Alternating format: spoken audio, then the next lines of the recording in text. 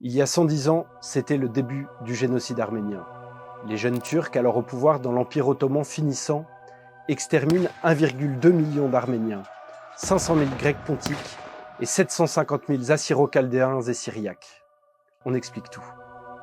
Tout a commencé un dimanche, le 24 avril 1915, à Constantinople. Toute l'élite arménienne, les avocats, les médecins, les professeurs, les prêtres, les députés sont arrêtés. Les soldats prétextent un interrogatoire. En réalité, c'est le début de l'extermination. Dans les semaines et les mois qui viennent, 1,2 million d'Arméniens sont exterminés. Les hommes sont exécutés, les femmes, les enfants sont déportés dans le désert syrien, affamés, jetés aux bêtes, exécutés. Le gouvernement a décidé d'exterminer tous les Arméniens résidant en Turquie.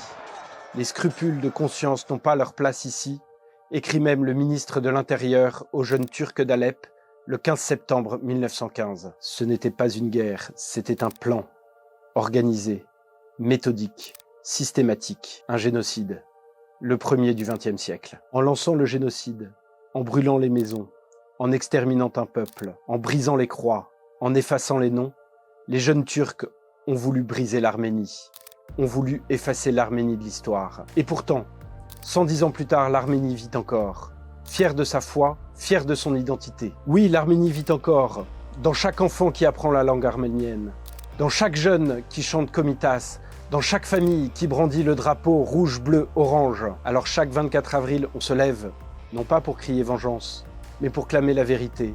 Parce que l'oubli, le mémoricide, l'interdiction de la mémoire est un deuxième crime. Reconnaître le génocide arménien, rendre hommage aux victimes du génocide arménien, ce n'est pas se tourner vers le passé, c'est bâtir l'avenir, et ce, encore plus aujourd'hui, alors que l'Arménie est menacée. Ce 24 avril, avec l'Arménie, nous n'oublions pas.